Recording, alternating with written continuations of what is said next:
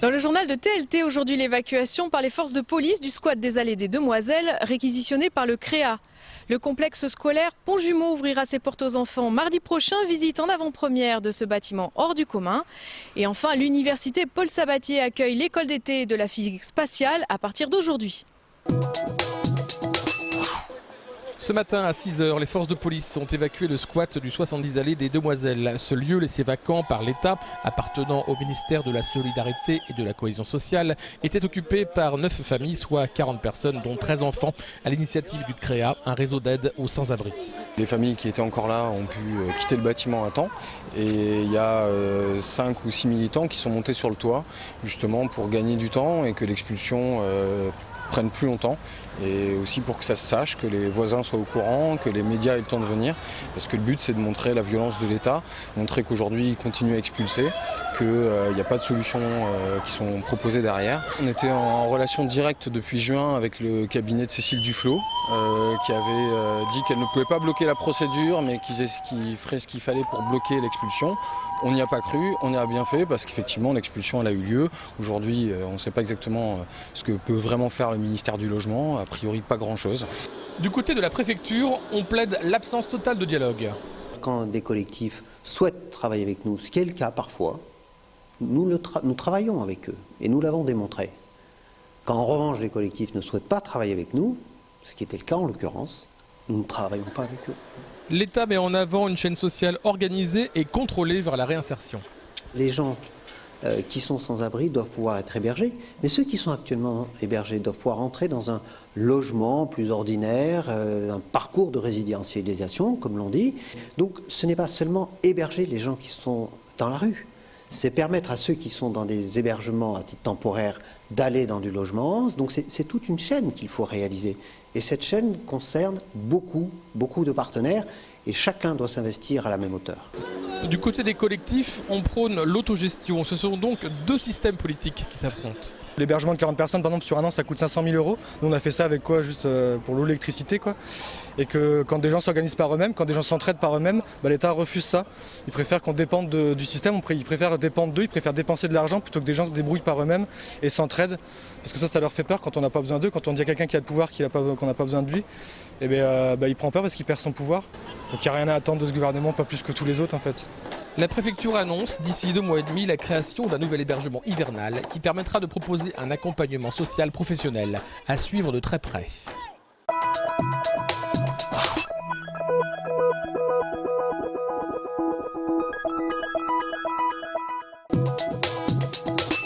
Une semaine avant la rentrée, le complexe éducatif Pont-Jumeau, flambant neuf, ouvre ses portes.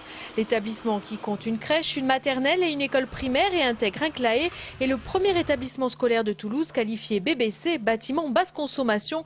Il regorge de technologie. On peut piloter et éteindre l'éclairage dans la pièce, passer en manuel, revenir en automatique.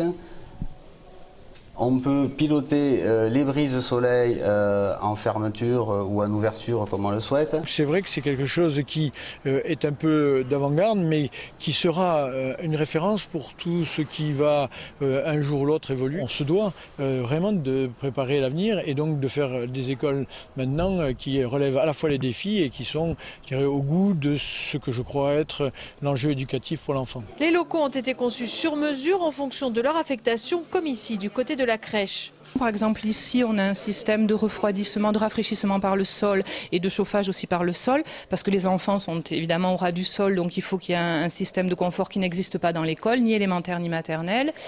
Les systèmes de lumière qui se règlent, ça a été pensé en réfléchissant au fait que les enfants, les bébés sont sur le dos, donc les lumières ne doivent pas être aveuglantes. Pour l'école élémentaire, la grande innovation, c'est le tableau numérique interactif, un écran tactile géant qui devrait remplacer le tableau vert et l'ardoise. Pour avoir vu des enseignants réfractaires à l'informatique dire qu'ils avaient travaillé avec et que c'était extraordinaire, je me suis dit que je pensais que c'était à la portée de tous les enseignants. C'est vraiment facile à utiliser. Encore faudra-t-il avoir le temps de se familiariser avec, mais un tableau blanc muni d'un feutre est également prévu dans chaque classe. Entre technologie et énergie renouvelable, les travaux ont coûté 13,5 millions d'euros. C'est la rentrée à l'université Paul Sabatier. 150 professeurs de physique de collèges et lycées de toute la France étaient conviés aujourd'hui à participer à l'école d'été sur la physique spatiale. Toute la journée, des conférences, des ateliers, des tables rondes en présence de chercheurs, histoire pour les profs de se ressourcer scientifiquement et d'être à la pointe, voire incollables auprès de leurs élèves. Il y a besoin d'une connaissance extrêmement forte. Il faut que les futurs étudiants sachent ce qui se passe dans les laboratoires et qui est le meilleur vecteur pour ça. Ce sont leurs professeurs. Il faut évidemment également que les professeurs soient au meilleur niveau scientifique. Il ne suffit pas d'avoir été formé au début de sa carrière, encore faut-il entretenir ses connaissances. Évidemment, nous sommes là pour ça. Et parmi les différents thèmes abordés en conférence, la théorie des cordes pour les initiés, la physique du GPS, la météorologie de l'espace ou encore la gravitation, sujet on ne peut plus d'actualité.